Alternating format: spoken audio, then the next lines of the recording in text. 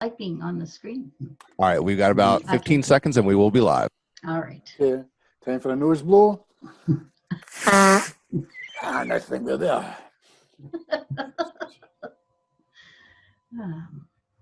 The music will start, Bob, and then we'll go.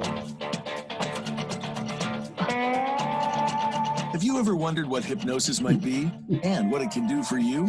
You've come to the right place. Welcome to Hypnosis-Everywhere with your host, Inez Simpson. This is the show that talks to everyone, from the experienced practitioner to the cautiously curious, and yes, even the skeptics. Now, here's Inez Simpson. Hi, everybody, and welcome to Hypnosis Everywhere. And this is our Canada Day edition, because I am Canadian. And here we go. And I'm welcoming my Scottish friend, Bob Burns, today. So hey. I guess we're all just from, what do we call that? Commonwealth. The Commonwealth, yes. In a way, that's true. Yeah. So we're going to talk about everything and anything today. And Bob, as usual, is in good form, which I'm very happy to say. So I'm just going to get him to introduce himself with a little bio, and then we will get started.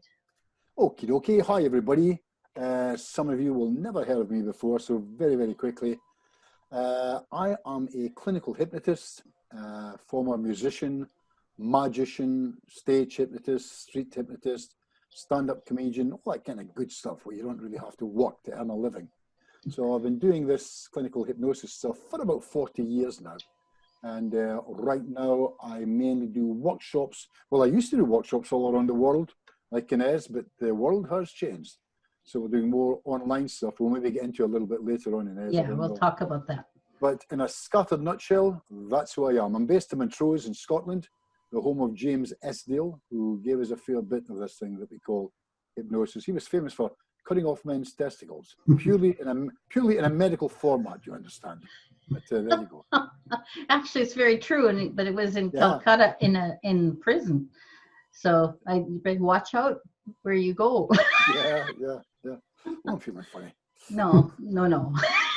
But you have a bad effect on me. So really what I'd like to talk about is all kinds of stuff. But really what I want to go first is let's talk about evidence-based hypnosis and what I do. Yeah. What about that? Which is not evidence-based. So, of course, we, I don't know if they'll even believe this, Inez, that just before the program started, we gave ourselves an idea of what we're going to talk about. But that's good. And we said it's good that way, is it? Because we don't have anything seriously planned if we can get right into it and have a bit of fun. And I happen to mention, I was talking with some people I was doing a workshop with in Australia just a couple of days ago online. And the question got asked about this thing called evidence-based. Because, a lot of people look upon it, that form of hypnosis, evidence-based hypnosis, up against what they call, in our form, they call it anecdotal, which really pees us off a little bit, I suppose, because the whole idea of anecdotal is it's just a story. Yeah, they give you these wonderful things, but they're just stories where evidence-based is real. And I was telling the folks that really, if you look up this word evidence-based, what makes it evidence-based and what makes ours stories, it's basically, albeit in a very scattered nutshell, and I could give myself an argument on this, but basically it's the fact that if Simmons and McTavish, who both go to Oxford, get their PhDs, get 17 people in a room, ask them questions, and 13 or 14 come up with this answer, they can put that into the Lancet or some medical journal and it becomes instantly, bang, evidence-based. If I do something with 1,000 people and 500 of the people I've trained do that with 1,000 people, and we all come together with a 95% agreement that something is this, that's anecdotal, unfortunately. It's not good enough to be evidence-based. We didn't go to Oxford and we don't have a PhD. And my main argument was evidence-based for me is what I find out in my therapy room and I get to share with my colleagues around the world. That's it. And that's the same exactly for us. And people will say, well, how come you keep doing that? 40 years you've been doing this. Why? It's not supposed to work because it's not evidence-based. Yeah, there is an argument not. Well, we keep finding out new things, do we, all the time? Always. We keep finding out new things. It's just wonderful. No, we talk about exploring the mind all the time, and it just goes, it's infinite, the final frontier and all that. And as you know, as you know, Inez, when people come and watch you and I work at certain times, these wonderful evidence-based people, they turn pure white and are quite happy to leave the room. Yes, yeah, I think so. But you know what? We prove it, and the proof is in the pudding, as they say. And we have many clients and students that have clients and everything, and it all works, evidence-based or not. And evidence-based to me is a little bit shortcoming. You know, it doesn't show any sort of scope for moving forward in any way. We got to test this, and this is how it worked 50 years ago. 50 years ago, we did this, and it still works today. Yes, it still works today, but we could move forward from it. And I think the thing they need to remember is it's evidence-based. That's the word. It's evidence-based. It's not proof-based. No. It's evidence-based. And everything that comes from the world of psychology, and that's my world. That's where I went and did my honours degree through university and what have you. But I knew when I was doing it that psychology is a soft science. It always was, and it always will be. It's lovely, but it's a soft science. So yes. And I guess they could say the same thing about what we do, that it's a soft, or we're soft in the head, most of them think. But, you know, it is something that really works and has been proven to work. For you, it's 40 years. For me, it's only 20. Well, you're just a kid. I well, I just started late, that's all. Oh, you look lovely, Bob. That's a good thing. Thank now, you, as you know, Bob Burns has been on with me a couple times before, and he likes to have the fun. So expect anything today. Really, thank you very much. Expect it all. So I'm glad we got that out of the way, even though you were going to talk to me about something called moon therapy, and I'm scared to ask, but I'm going to ask you anyway. Yeah, well, it's interesting, and we're watching our time. I'm going to try and be very careful. Remember, we're on live radio, but I'll do this. I'll move on quite quickly with it. I used to have a wonderful friend called Danny Knaresborough many years ago, and he was one of these guys, an older guy that you respected and you looked up to. And one day I had the pleasure of having dinner with Danny, and it was one of these lulls in conversation, and I felt it was my turn to speak. And I said, so Danny, have you always loved people? And as soon as I said it, I thought, what a stupid thing for one man to say to another. And he looked at me and he said, Bob, you don't know my story? And I thought, oh my God, Danny has a story. I was even more excited. And he told me this amazing story that he always had never liked people. He never liked any human being. He just never got there, not even with friends and family. So one day he decided that he would look at this situation where it's possible that if the moon changes all the waters of the world, it could change all the waters of a human brain, which I think is pretty cool, yeah? Yes, So it makes sense to me, which is maybe scary. So he went on a Mediterranean cruise for 1 month, a calendar month, where he worked as, he would just serve people. He would just serve people drinks and food and roll down their beds and that. But here was the deal. Danny said, what I'm going to do is I'm going to love everybody, genuinely love. I'm going to act it. And here's the other thing he told me, is when his shift finished and he closed his door, he didn't get to drop an F-bomb. He had to send out nice thoughts for them and go to bed, and he would keep this up completely. He wasn't allowed a minute off. And he told me that at the end of the month, when they were all leaving, they were shaking his hand and hugging him. He said, I just stood there sobbing, front of my shirt, soaking with tears, because these were people I truly loved, and they were leaving me now. But he kept good friends for him for the rest of their lives. How about that? But he then went on and he turned to me and he says, and there it is, Bob. And I says, there is what, Danny? He says, there it is, moon therapy. It changed me completely. And now guess what? I just love everybody. And I started laughing because that's true.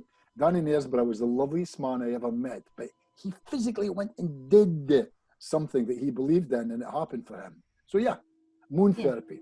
Well, I think moon therapy is a valid thing, because it's just the thought that even the idea that he made himself positive all the time, that's not an easy thing to do. And he did that. I know, I've been in that job. And you know, Inez, we use this term, do we? It's a term I made up many years ago, and I can't get a better one, and it's real or imagined. Yes. So it's either real that the moon moved the waters of his world, or it's imagined. But if it's truly imagined by him and he believes it, boom. Yes, real or imagined. A little bit of woo-woo can go a little way now and again. So I'm for Danny Knaresborough and moon therapy, yeah. But it's true, real or imagined. I've got this across to the audience lots of times, is that everybody's reality is different anyway. Why don't you pick your reality? That's what Donnie did. He picked his reality. And that worked for him. And that's a little bit like Reverend Tim the other day. He was on the show and he kept saying, well, he was on the Toronto freeway and it was, they were cutting him off and stuff. And the finger was coming up to him and stuff. And he just yelled out the window, I love you. And after he'd done that a few times, by the time he got to the place, he was just beaming where he was going. That's a great story. That's yeah, a great so, story. That's what you need to do. Shift your reality, real or imagined. Start it now. Moon therapy and loving people. Hey, that turned out great. Let's just keep going. Oh, we do have to talk about the Swan. Oh, yeah, okay. So, will I talk or will you ask? Okay, well, that's a good thing. I'm asking you to talk about the Swan because I think it's in the same line of think as me. You and I think the same in many ways. Yeah. And of course, we love to talk to each other because we agree on most things. Absolutely. So, but I love the Swan. The only thing we don't agree on is that you say it's not hypnosis. And I say, well, maybe not formal hypnosis, but it bypasses the conscious and what's real or imagined. So to me, it's still hypnosis. So we'll agree to it's just semantics after all. Yeah, and again, it bypasses the, when we say it bypasses this and we use words, all of these things are constructs. Yeah, everything totally. Including the Swan, by the way. Yeah. Yes, including what I do. Everything in this world is a construct. So when somebody says something you don't understand, it's only because they use the words. You can, within your own right, turn back to them and say, Coolly Woodley, Fardly Badly, Makaruki, and really annoy them, or scream, I love you. That would do it as well, yeah? Yeah. It's only constructs. Yeah. Back to me, my Swan, for any of the listeners who don't know anything about that. So we're talking about 7-8 years ago, I run my fingers through my hair, put them onto the side of the chair, and I noticed leaning on my elbow, my hand was flopped. And I looked at my hand and I said, my God, you look like a swan, don't you? And my hand moved, it flopped and said yes, which scared the hell out of me. But within 3-4 days later, I was in the therapy room doing that with strangers, and then the whole thing exploded, as you know it is. Mm-hmm. Somebody thought I was an idiot, offered to give me a flight ticket to come down to London to sit for a group of psychologists and do it. I said yes, regretting that I'd said yes. I went in, and the thing exploded. Somebody took a short film on it and a mobile phone, put it online. I then made up a DVD of it because people seemed to like it. And I thought, well, I either get my money back. I got my money back by Thursday, and it paid off my mortgage within a month. So it then went on to sell in 85 countries around the world. And as you know, I now travel the world teaching the Swan and similar protocols like the Swan. But basically, it's a protocol. It's something that allows people to. I like the way that Rick Collingwood said about it. He's an Australian hypnotist. He said the Swan opens it's that gateway to everything else. So I like the way he said that. Well, I think it is. I think it's a very good thing to do with people, and that's why I'm promoting you and the Swan as usual. But I really think it's great, and we'll talk about that later because we're going to be doing a training on the Swan. You are. Yes, we are. Yeah. And I'm just going to be the sidekick standing in. I'll give you things to say. I'll give you things to say. I'll write it down on a piece of paper. None of this joined up writing rubbish. It'll be block capitals. It's going to be a ball. We're going to have the time of our lives. So we'll talk about that at the end of the show to make sure everybody knows we're going to do it and what dates we're doing that.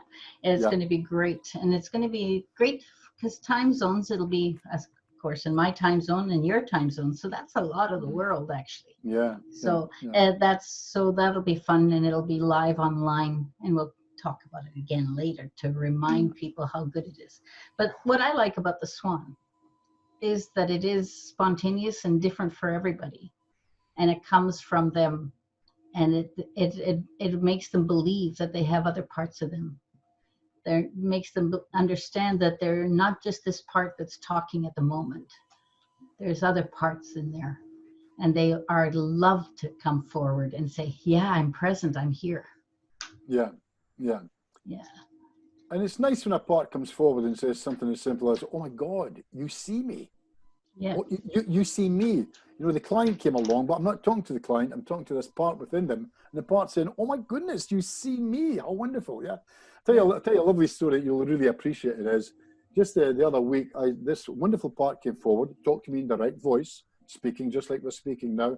And I said, well, they're lacking confidence. Do you think you could help them with this? Yes, I think I could. I think I absolutely could. And I said, that's wonderful. While you're here, by the way, is there anything I can do for you? And when this happens, not a lot of people ask in parts therapy, can I do anything for the part? But I said, is there anything I can do for you? And he said, well, yes. And I said, what would you like? And it thought for a minute and said, maybe confidence? I said, let me get this right. You want confidence to give them confidence? And it said, well, why not?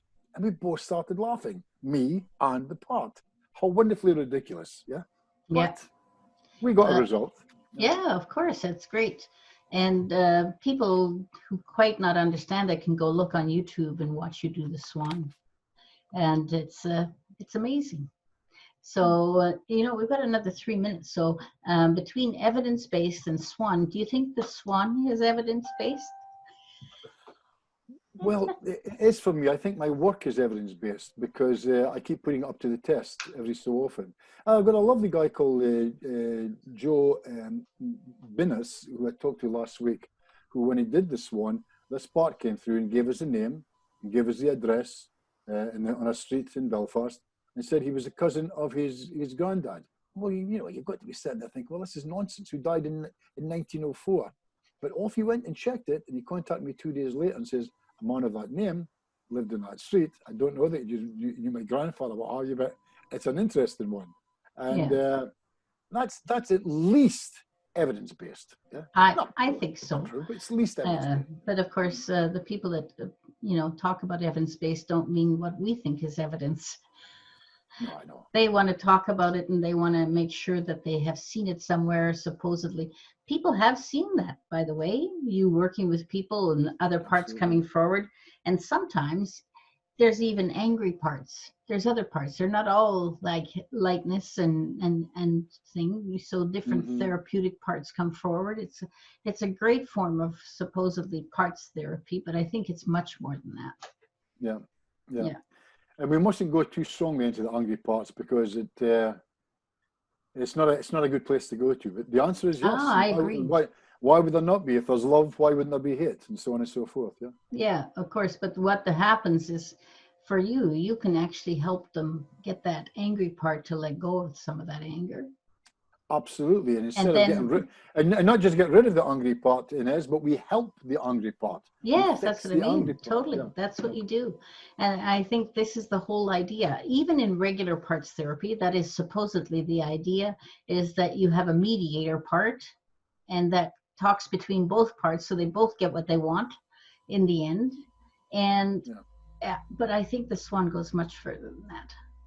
Anyway, that's my preference of thinking, and because I'm a supporter of the Swan, and just like I talk about modern hypnosis, and we can do that in in the next segment or something. We'll talk a little bit of where modern hypnosis is gone, and where you and me are sort of the forefront. That we're a little bit the loony ones that don't do evidence-based stuff, and we have lots of good outcomes. So we'll talk about that in a next segment, but. Sure. Right now, I want you to understand that for me, I really think that the Swan is superb. Thank you, my darling. And you're welcome. So we'll just think there's something going on with Josh, but we'll maybe go to break. We'll see you on the other side. You're clear. Thanks, Josh. The Simpson Protocol. To reach the show today, send an email to Inez, that's INES, at InezSimpson.com. Now, back to this week's program. Welcome back, everybody. And I think I'm just going to ask Bob a little bit of his ideas of where modern hypnosis is going, because both of us like to talk about this subject because we want to make the profession move forward. So, sure. Well, you just brought that up, Inez. I haven't put any deep thought into it, but we can talk a little bit and rumble over and see where we're going. It scares me that not long ago I was talking to someone. I'll be very careful of my wording here, of course. No names will be mentioned. But they were going to a convention. So this would be about 4 or 5 months ago. And they were going to be talking and training on the convention. And then I said, let me see if I got this right. But didn't you say you just trained 6 months ago? And they said, yeah. And I said, do you see many clients?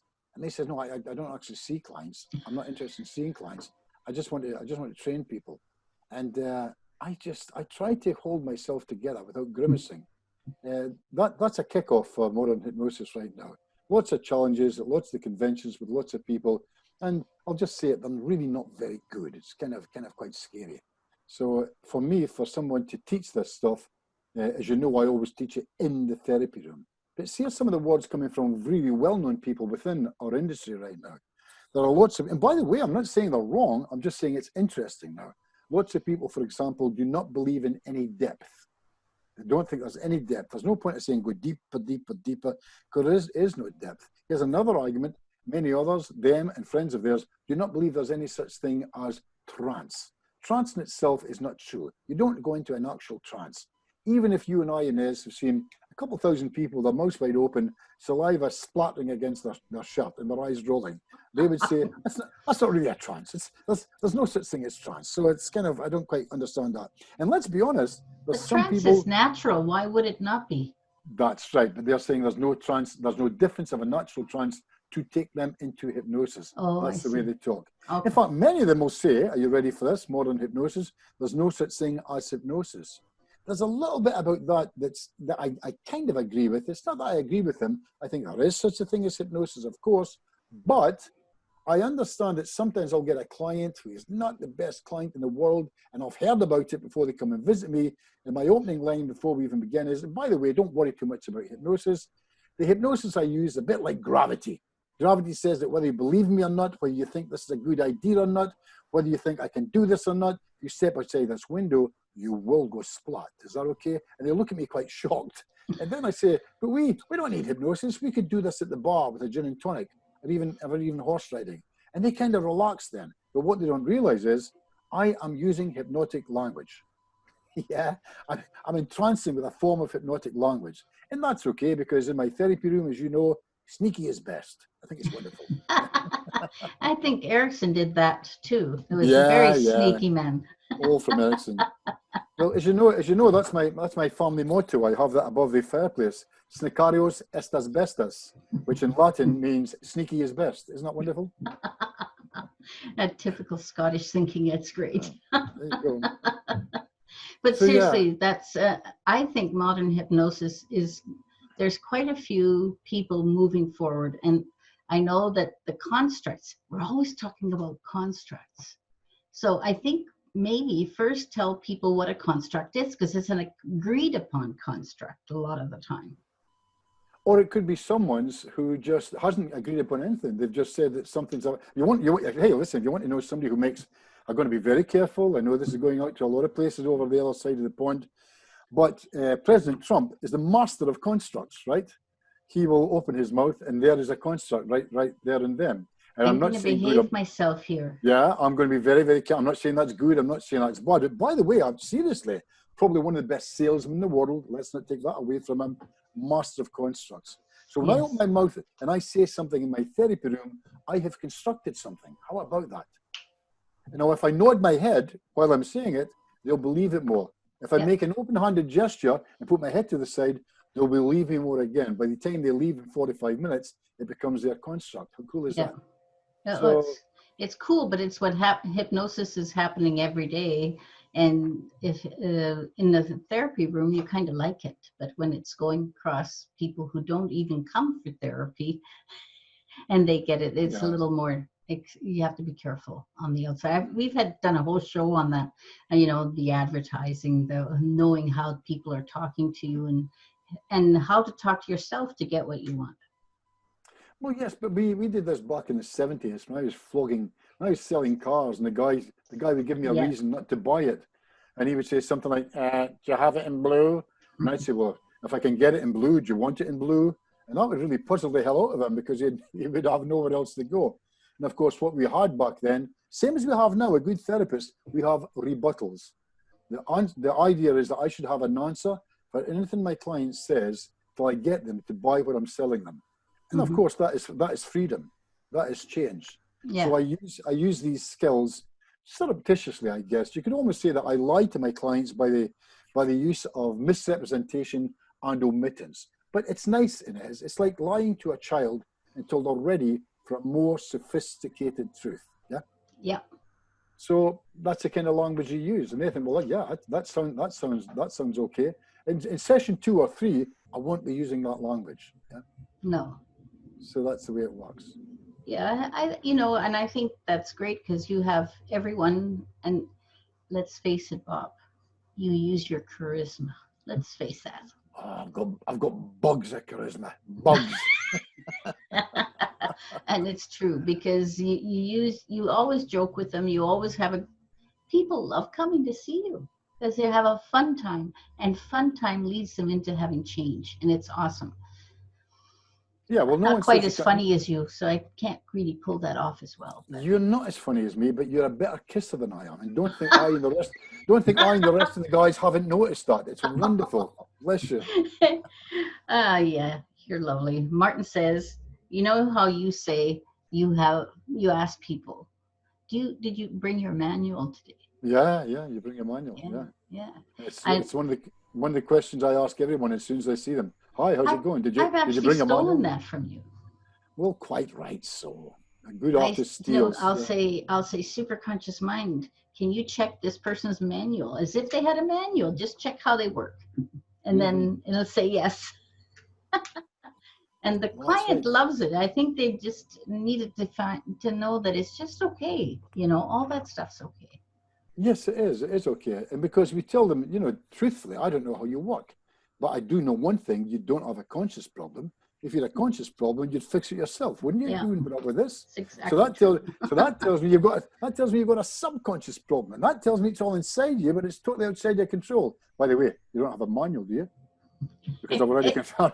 Right? I've already confirmed we don't know what we're talking about, and that's okay. It's a bit of fun, and we get them to relax, and we go from there. Yeah. Yeah, it's great, and all those things make a big difference. So I have to say that you and I, we both have a trainer that trains the Swan and Simpson protocol. His name is Lance Baker, and he would definitely be considered a little woo-woo because he's an energy worker. He does all kinds of other stuff, but he lives his life the way he is, and I think that's the honorable way to be. Yeah, he's absolutely like that. There's no doubt about it. He's almost an Aborigine himself. He completely lives his life in the energies of what he does, but don't get fooled. This man is a highly academic and technical guy. He's got a great brain but I like the way that Lance will come up with some simple stuff. No, here you go. I trained Lance in some ways some years ago, but I use some of his stuff. He's got a lovely line that I use forever. So you get somebody that comes to you with a little bit of anxiety and what have you. And Lance has got this lovely line that I stole from him, and it says, listen, it's like your grandmother saying, hey, put your jacket on. It's cold outside. And what you're hearing is, don't go outside. You'll get taken away. You'll get raped. You'll get murdered. Don't go there. Oh, no. And they look at you, and guess what? They smile, and they think, oh, yeah, maybe, yeah. And another one of my favorite questions, again, from Lance is, has anything ever happened? Nothing ever happens to these people with these anxieties, No. But that's what they want to build. So again, back to the lovely Lance Baker, beautiful line. Look, it's just your grandma telling you, put your jacket on. It's cold outside. Yeah. Yeah. And, when they get the message, it makes a big difference. And I think his direction is modern hypnosis for sure. And getting back to the modern hypnosis thing is, it's people like him, people like you and me, and some other people that I could quote and mention. But we know quite a lot of the hypnotists in the world, the ones that are really good are out there. I know there's those 6 months ones that go on do trainings at conventions, but they're ultimately a small part of our world, really. It's just annoys us, that's all. Yeah, they're always going to be there. Yeah, but there's a lot of great people in our field for sure. And I've had a lot of them on this show, and you I'm on for the 3rd time because we love talking to each other, and this is easy for me because I can just chat you up. Yeah, and it's incredible. This is the only show that I do in the world that I get no fee whatsoever, and I'm back 3 times. I mean, how much love is that showing, for God's sake? I mean, really. That's good love. That's good love, and I accept it. And so let's talk a little bit about your online work now, because you said, we had a conversation. You said, well, I know you're starting to teach live online. Was that working? Mm. And then you started to experiment a little bit and you decided it was pretty good. And I think you maybe just talk about that, because people don't, there's a facet of hypnosis. They're too scared to do it out of the therapy room. Mm-hmm. Yeah. That's true. And they're worried that something will go wrong, and that's a big fear they hold. It's not an unnecessary fear. Just before I talk about that, and it's very quickly, many years ago, I had this guy called Mike Delgado, and he was going to Spain. He was terrified of flying, so I gave him a session, and he flew to Barcelona. And he bothered me every day, phoning me from phone boxes all over the Costa Brava, telling me the holiday was great, but he was looking forward to the flight home. He was loving it. Then the day he was due to come back, there was a crash. There was a plane crash in Barcelona. He wouldn't go on the flight. His wife's phoning me from the airport, and I say, put him on. And he talks to me, and I says, where are you? I'm on a phone. Where's the phone? It's a wall phone. Make sure there's heaps of money in. Okay, there's heaps of money in, but I'm not getting on the phone. Sit back against the wall, take a nice deep breath, close your eyes, listen to me. And the next thing I heard was, bing, bing, bing, bing. I thought, oh my God, he's out of money. And a voice said, hello, it's that Mr. Burns. I says, who's this? He says, it's Dorothy. I said, where is he? He's leaning up against the wall. I said, put the phone to his ear and you listen in as well. Uh-oh. If you can hear me, nod your head. Mr. Burns. So we do the thing. 1, 2, wide awake. Hey! I swear to you, 3 years later, he's got his pilot's license. Now, why would I tell you that story? Because of what we're talking about now, yeah? Online work. Lots of therapists terrified because it'll be a disaster. You can't do it. Listen, I was doing it with phones from a guy up against the wall, terrified in Spain 30 years ago. Yes, you can. Providing we put in all the proper steps, and the main one being, and if you don't hear my voice for longer than 10 seconds, you'll open your eyes and everything will be fine. That's the main one, yeah? Yeah, I do that online. I set it up and I say, now, there's not a problem. If you lose Wi-Fi or anything, you'll just emerge yourself and go and turn, do what you need to do. And when you come back, you'll just be able to go right back where we were. So there's no problem. And I think it's because hypnotists have some beliefs that sometimes are a bit limiting, just like the rest of people. And they have a limiting belief that needs to be addressed because the world's changing. And we need to be able to do this. Yeah, there's no doubt about it. And as you said, so I started a couple of months ago. I thought, well, to be honest, my business was going down. I'm not meeting anyone. I'm not doing any sessions. So the only work I've got now is mainly my international work. I've cancelled all my workshops, and I thought, let's see what happens if I do this. So I put out an ad saying, do you want to learn from Bob Burns online, 1-on-1, 2 4-hour days? My income would drop drastically, but hey, I can help somebody. I make something. Let's see what happens. The first person came forward, and let me tell you, Inez, that was a big mistake, because 1-on-1, 8 hours with Bob Burns is the worst idea in the world. I'm using hypnotic language, and this poor woman is sitting there in a chair going, she's just going. She's going into trance. She's coming out. She's falling asleep. So then I started working with 2s where we can share it, and I get the 3s now and again. So I've been working with 2s and 3s. It's going great. But as you know now, I'm waiting to do what you've been doing. I'm waiting to start doing what I used to do before, working with groups of 20, 30 and what have you. Yeah. And from my point of view, it's actually in some ways a lot better than live. It's still live and we're still connected, but the focus is entirely on the learning. They're not worried about what their neighbor wanted to tell them and, the stories about, well, I used to do this and this happened. They're totally focused on what you're teaching. And for them, they love it because they're really starting to understand things easier. And when they practice, that's fun. They all go into a little room and, they're still sitting in their chair. And the funniest thing that gets me is when they go in the room, then they come back. Oh, we got to say goodbye to each other. I said, you're just going back to the main room. It's so real in the process that they have to say goodbye to each other. And I love that. And somebody said something wonderful to me just yesterday, a guy called Pete Dalton from Birmingham. I told him I was talking with you, Inez, about what we are doing. and I'm doing something a little bit different with him as far as time goes and hours goes. And he was quite quiet for a while. And I says, where are you? What are you thinking? He says, I'm just thinking that it's early days. We're all learning it all right now. It's the early months. And this might be the way things are in the future. And it'll be amazing, Bob, for us to find out what we know in 3 months more than we do now. And I thought, very wise words. Yeah? It is. It's a constant learning and going forward. And so when we're doing this now, it's going to be a treat for you, I think, Bob. I think you'll love it. And because I've seen you work live, and that's always entertaining because, you know, you are the magician, you are the illusionist of trains.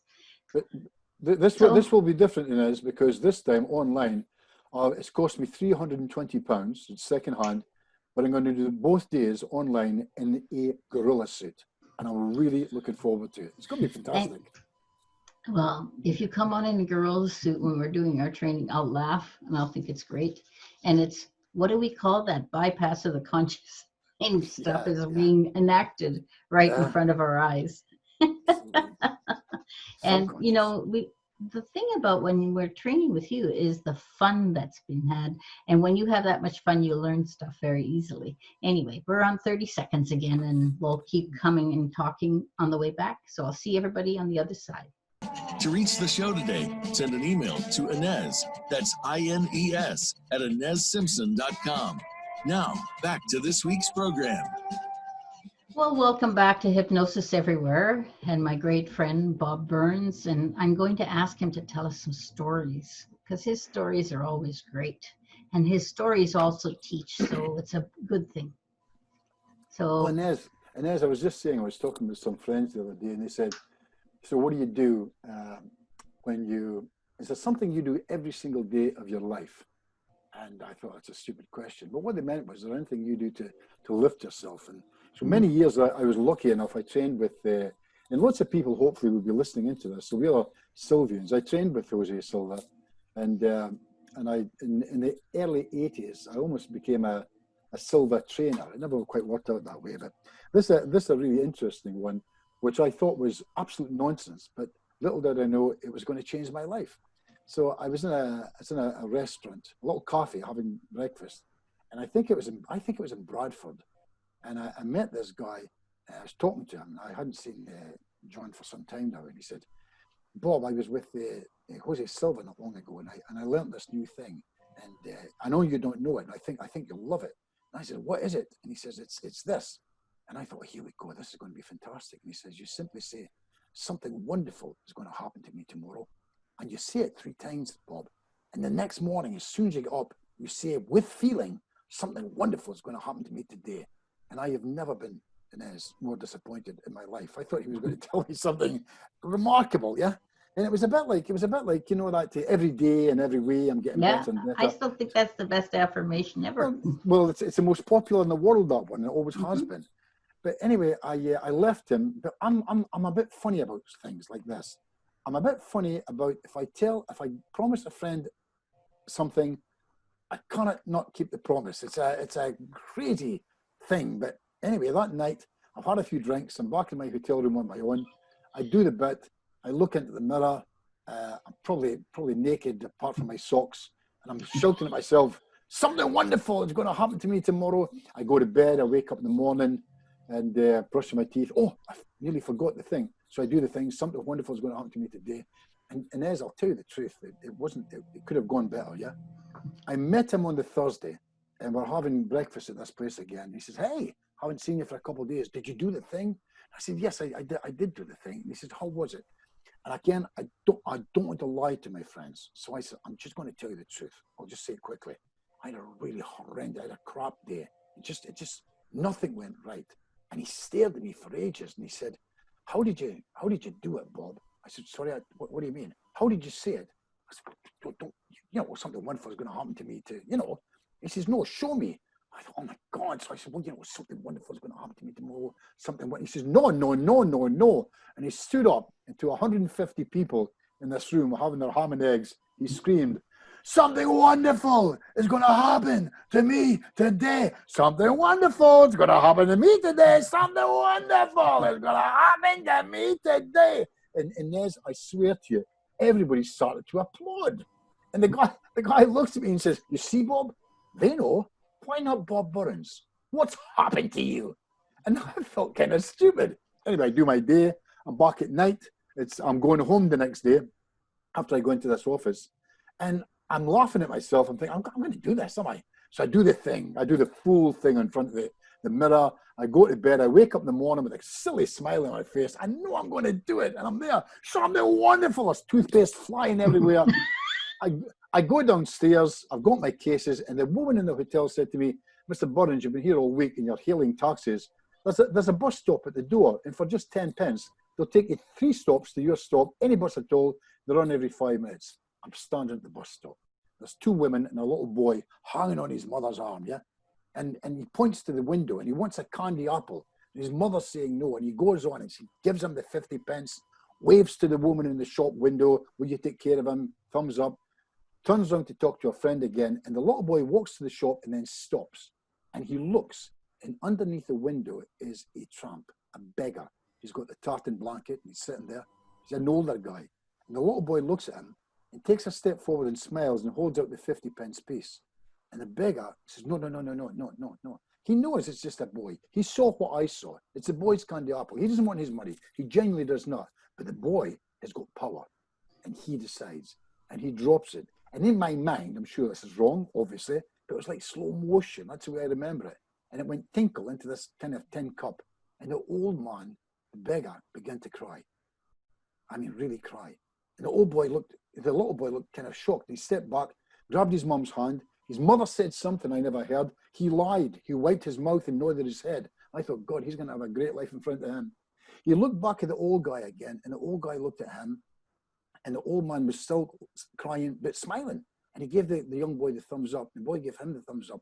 And Inez, I tell you, I discovered, much to my surprise, I was sobbing. I mean, sobbing, not crying. You know, with that hickey up thing was going. I've got snot coming from my nose. But here's the thing, Inez, you ready for this?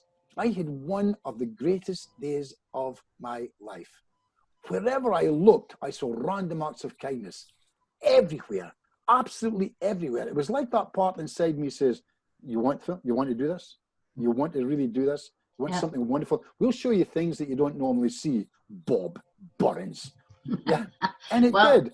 Yeah. Guess what? I think we should start a day where we all get together and do that and start doing that every day, and maybe things will change. Maybe so. Anything said with conviction. Yeah, that would do it. That's always has to be real or imagined. And if it's not got conviction behind it, there's no real or imagined. You're not imagining it in the right way. Yeah, and you've got to make seemingly, well, in my experience, you've got to make that toothpaste fly all over the place. And if Martin's listening, you've got to be naked with just socks on, and you've got to be shouting this stuff out. Yeah, you've got to be screaming it out there. I'll make sure he follows those directions. So listen, when are we doing our thing? We're doing our Swan training online, live with you on August 8th and 9th. And the details will be posted soon on my website, and we'll be sending out the information, posting it everywhere. And you're going to be teaching Swan and other things. Yeah, I'll be teaching the Swan. I'll be teaching my standard consultation. We'll do a bit of stop smoking stuff. I'll put in my protocols for that. Anxiety, worry. And I want to do a thing about that guy. I've started teaching people about that guy. You know, when you go to if you're a therapist of any kind and you go to a wine and cheese party or a dinner, there's always that guy. He's waiting for you. He's at the other side of a long table. He knows you're coming. He's going to pretend that he's walked around the table slowly to bump into you. He's going to say one or two things, isn't he? He's either going to say, "I don't believe in hypnosis," or "I don't think I can be hypnotized." And I'm going to show people how to, not in a vicious way, but slaughter that guy. And they're having a bit of fun. But most people, I know in my therapy room, I want them to want to go into hypnosis, but that guy really wants to go into hypnosis. He just doesn't believe he can. Well, yeah.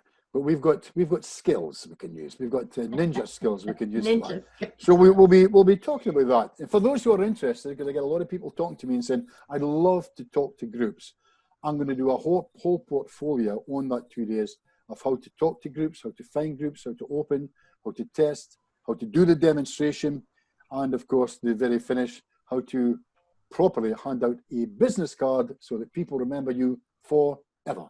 So we'll be teaching some skills. Yeah. The skills will be taught, and we're doing it in 2 days. Lovely. And we're doing it online, which makes it that you are focused, that you are enjoying Bob, like I enjoy him right here, the same thing. So understand that it's going to be a great time. And, you know, I tell Simpson protocol practitioners that do that, I say, you know, one thing you need to learn is the Swan, because they go hand in hand. So that's what I've been saying for a lot of years. And I'm very happy this is the first time that you and I have actually done this. And it's great. And we never got it when we were moving around the world because it didn't work in the timings. But now it doesn't matter the timing. Well, you were always flying first class. I waved to you. I waved to the front of the plane, you know. We know you're an illusionist, Bob, and that was a big illusion, but that's great. Yeah. So what are you doing after lockdown? Because I know Scotland's coming around to ending lockdown in the near future. You're going to get to go out to a restaurant again. I mean, we've gone there. We're on that, just on that verge of that. We're doing that, and it's been very good here. But you know, people are being sensible so far here. So. And I think Scotland, they're sensible people, so I'm sure. Well, you say they're sensible people. There's a difference between the west of Scotland and the east of Scotland. There's a difference between Glasgow and a difference between Edinburgh. For example, people ask me, what's the difference between someone from Glasgow and someone from Edinburgh? And the answer is, if you see a man from Edinburgh walking along the road with a golf club, he's probably going to play golf. And that's about it, really. I know what's coming. So that's it.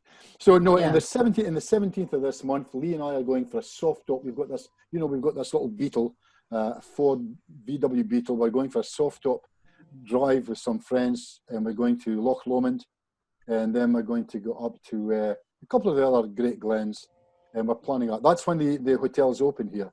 So we're hoping we can book in advance and do something. It's going to be, we're really looking forward to that. Well, I have to tell you, we're lucky where we are in BC here in British Columbia, because on the Vancouver Island where I live, there's lots of places to go and see that are so wonderful.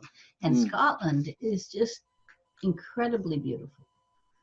Yeah. So, you know, you get to enjoy your own place for a while. And I think that's okay. Well, and have you seen the Royals since they moved out there? No, I think they've moved on again. Haven't they, Martin? Yeah. They've left the island, I think. Maybe we got scared or something. I'm not really sure. Went to Vancouver, gave it a couple of weeks, changed their minds. Bloody hell, what are they like? Well, I don't know. You know, I feel that they have a tough road. Well, because their expectations, but everybody, anybody who's that famous has a terrible time. And we're talking about famous. How's your lovely wife? Well, I'll tell you a lovely one. You know, there's a thing that's on this wonderful TV program. Oh, come on, what's it called again? This thing has been all over the world, but it's loved in America. Outlander. Yeah? Oh yes, an Outlander, yeah. So my darling Lee, who's from the south of England, she opened up a box 3 days ago, and she stared at the box and stared and stared. And I ordered it from America, and it's got on the front. It's written across the front, Sassenach.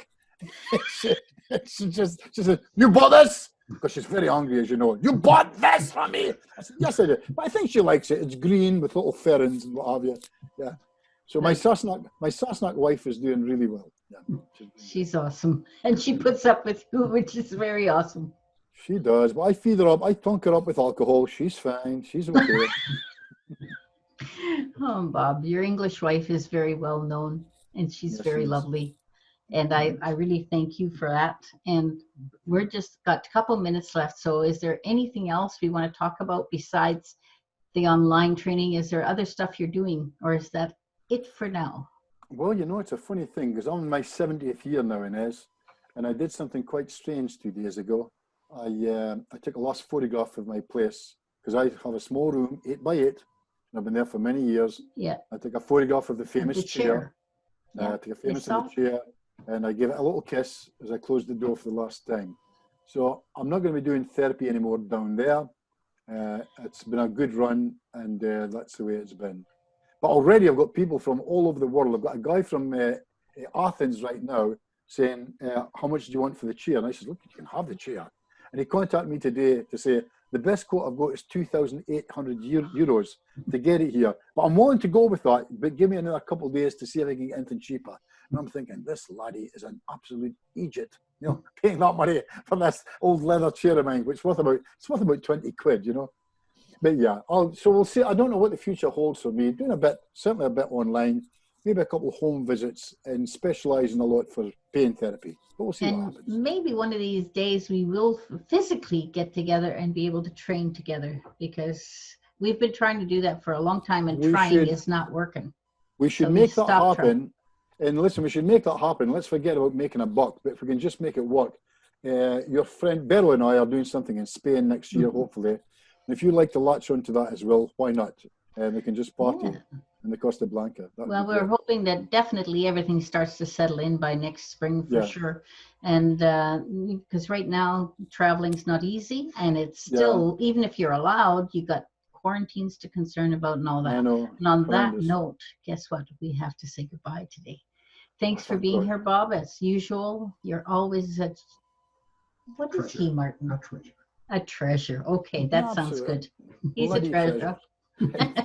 But I Okay, do you love you. guys. And we'll say goodbye to everyone, and we'll see them next time. Take care of that side of the pond.